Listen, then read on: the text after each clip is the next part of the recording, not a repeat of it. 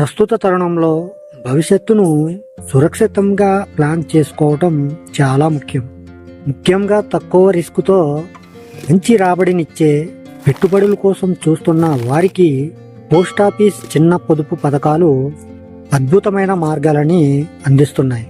ప్రభుత్వ ఆధ్వర్యంలో నడిచే ఈ పథకాలు మీ డబ్బుకు భద్రతతో పాటు స్థిరమైన ఆకర్షణీయమైన రాబడిని ఇస్తాయి. అధిక రిస్క్ తీసుకోలేని వారికి ఇవి సరైన ఎంపిక. మరి ప్రజల్లో ఎంతో ప్రాచుర్యం పొందిన 10 రకాల పోస్టాఫీస్ పథకాల గురించి తెలుసుకుందాం. అలాగే వాటి నుంచి వచ్చే లాభాలు మరియు ఉపయోగాల గురించి కూడా తెలుసుకుందాం. మరి అంతకన్నా ముందు నా పేరు Jayaramakrishna. Welcome to our channel RK facts and technological.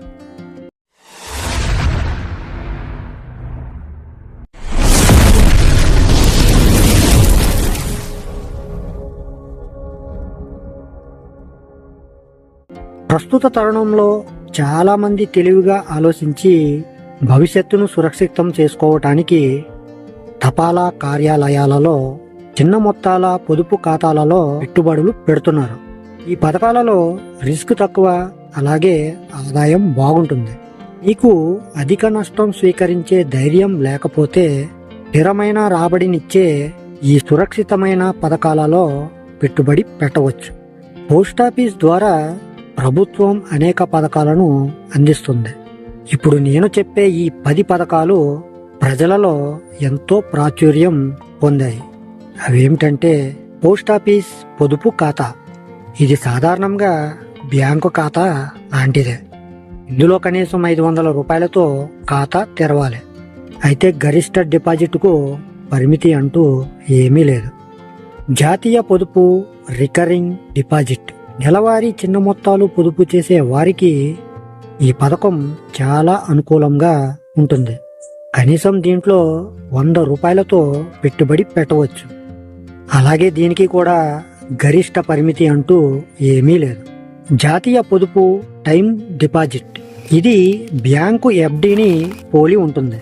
మీరు 1 సంవత్సరం, 2 సంవత్సరాలు, 3 సంవత్సరాలు, 5 సంవత్సరాల కాలానికి పెట్టుబడులు పెట్టవచ్చు. అయితే కనీసం 1000 రూపాయలతో ఖాతా తెరవాలి. జాతీయ పొదుపు నెలవారీ ఆదాయ ఖాతా MIS. ప్రతి నెల స్థిర ఆదాయం కోరుకునే వారికి ఇది ఒక గొప్ప పథకం.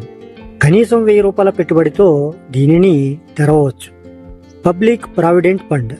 ఇది అందరికీ తెలిసిన, బాగా ప్రజాదరణ పొందిన అద్భుతమైన పథకం.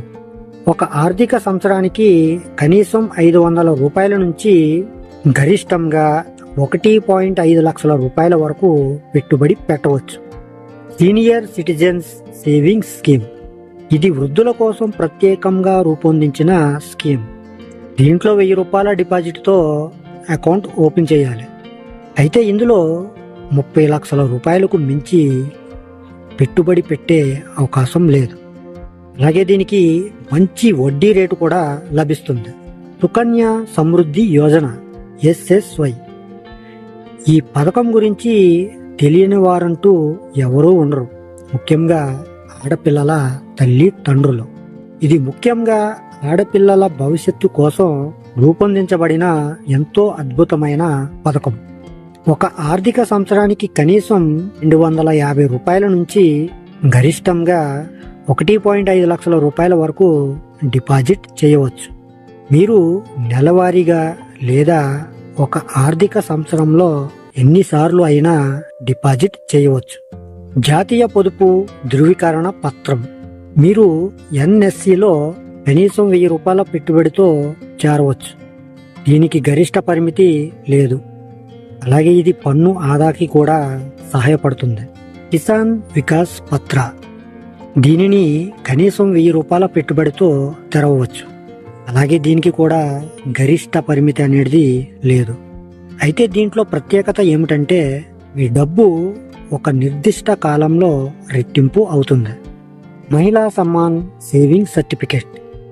మహిళల కోసం ప్రత్యేకంగా ప్రవేశపెట్టిన ఈ పథకంలో కనీసం 1000 రూపాయల పెట్టుబడి పెట్టాల్సి ఉంటుంది. అలాగే ఈ పథకానికి గరిష్ట పరిమితి 2 లక్షల రూపాయలు. సో ఫ్రెండ్స్, ఈ పోస్ట్ ఆఫీస్ టాప్ 10 పథకాలలో మీరు పెట్టుబడులు పెడితే సురక్షితం మరియు ఆదాయంతో కూడిన భరోసా లభిస్తుంది. ఈ పథకాల గురించి పూర్తిగా తెలుసుకోవాలి అంటే ఈ వీడియో డిస్క్రిప్షన్ లో ఆ వీడియో లింకులను అయితే పెడతాను, అక్కడ నుంచి ఆ వీడియోలు అయితే చూడండి. లేదంటే మీ దగ్గరలో ఉన్న పోస్ట్ ఆఫీస్ ని సంప్రదించి అక్కడ పూర్తి డీటెయిల్స్ ని తెలుసుకోండి. అలాగే వెళ్తూ ఈ 10 పథకాలలో మీకు ఏమైనా అకౌంట్ ఉంటే మీరు తీసుకున్న పథకం పేరు కామెంట్ బాక్స్ లో కామెంట్ చేసి వెళ్తూ ఒక లైక్ కొట్టేసి అలాగే మరికొంతమందికి షేర్ చేయండి.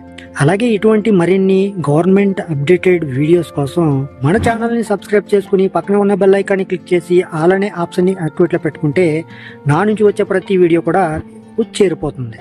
ఓకే ఫ్రెండ్స్, మరొక మంచి టాపిక్ తో మళ్ళీ కలుసుకుందాం. Love you all. Thank you for watching. జై హింద్.